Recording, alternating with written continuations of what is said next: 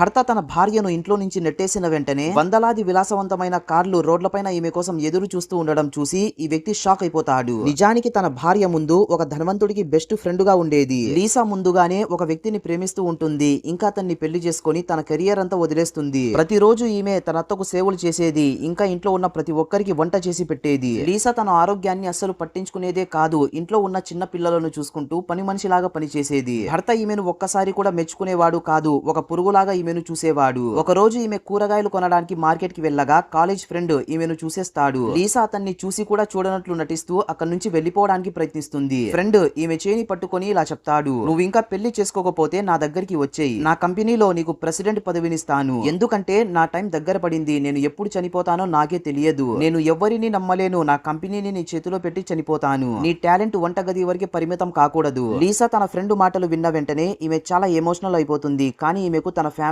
అంటే చాలా ఇష్టం. ముందు ఈమె ఇంటికి వెళ్తుంది. లీసా చూస్తుంది ఇంట్లో ఉన్న ప్రతి ఒక్కరు బ్రేక్ఫాస్ట్ చేసి ఉంటారు. ఈమె కోసం అస్సలు ఏ మాత్రం వదిలిపెట్టలేదు. ఈమె అత్త ఇలా చెప్తుంది, నీకు అసలు బుద్ధి లేదా? మార్కెట్ లో ఇంతసేపు ఏం చేస్తున్నావు? ఇంట్లో మేము బ్రేక్ఫాస్ట్ తినే సమయంలో మాకు వడ్డించడానికి మనిషి లేడు. లీసా తన అత్త మాటలు విన్న వెంటనే ఈమె మనసు విరిగిపోతుంది. భర్త చూస్తే చాలా కోపంగా మిగిలిపోయి ఉన్న కొంచెం అన్నాన్ని బౌల్లో వేసి ఈమెకిస్తాడు. లీసా తన భర్త వైపు కోపంగా చూడడంతో భర్త ఆ బౌల్ ని కిందకు విసిరేస్తాడు. ఇంకా తన భార్యని తిట్టిన తర్వాత బట్టలు ఇస్త్రీ చేయి అని చెప్తాడు. నాకు ఈ రోజు ఈవినింగ్ క్లయింట్ తో మీటింగ్ ఉంది. నేను కలవడానికి వెళ్ళాలి. అత్త కూడా ఈమెను తిడుతుంది. ఏ పనికి మాలిన దానా, తొందరగా వెళ్లి అంట్లు తోము అని. లీసా కిచెన్ లో అంట్లు తోముతూ ఉండగా తన సొంత కూతురు తన తల్లిని అవమానిస్తూ ఇలా మాట్లాడుతుంది, మా అమ్మ ఒక వేస్టుది. మా నాన్న ఇంత కష్టపడి సంపాదిస్తూ ఉంటే మా అమ్మ ఇంట్లో ఉంటూ తన జీవితాన్ని ఎంజాయ్ చేస్తూ ఉంది. ఒక్కసారి మా అమ్మ బయటకు వెళ్లి పని చేస్తే తెలుస్తుంది కష్టం అంటే ఏంటో అని. ఇంకా ఈమె ఇలా చెప్తుంది, మా నాన్నకేం తక్కువ? మా నాన్నకి ఇంకా వయసు ఉంది. మా నాన్నకి ఈమె కంటే ఒక మంచి అందమైన భార్య వస్తుంది. లీసా సైలెంట్ గా వీళ్ళ మాటలని వింటూ ఉంటుంది.